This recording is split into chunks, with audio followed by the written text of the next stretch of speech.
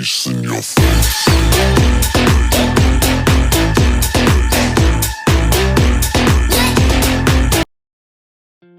Les presento este Power Bank de la marca Duracell de 3350 mAh recargable.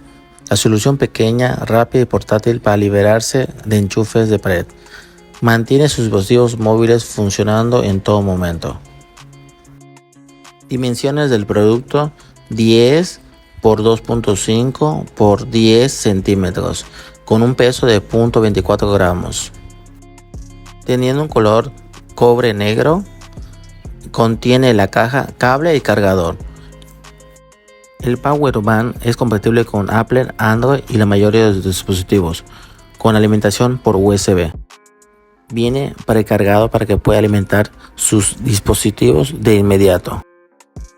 Gracias a la tecnología de doble carga, le permite cargar tanto el Power Bank como sus dispositivos al mismo tiempo.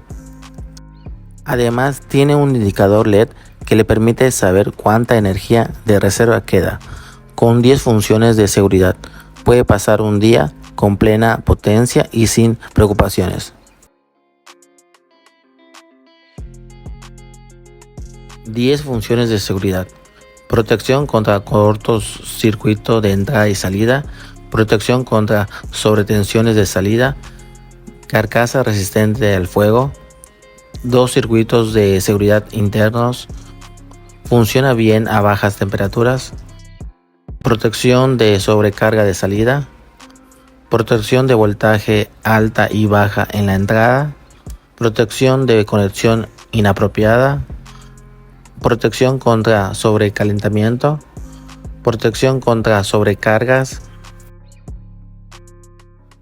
teniendo la capacidad de cargar una vez un dispositivo, ejemplo el iPhone 8.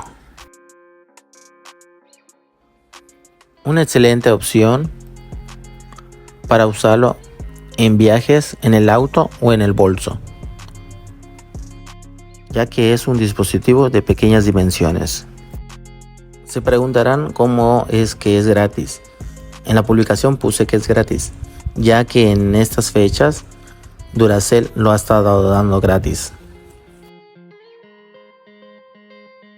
Yo lo compré en Black Friday. Eran 2 paquetes de pilas y la suma de estos 2 paquetes salía más barato que en el súper. A pesar de esto, me regalaban la pila Power Bank.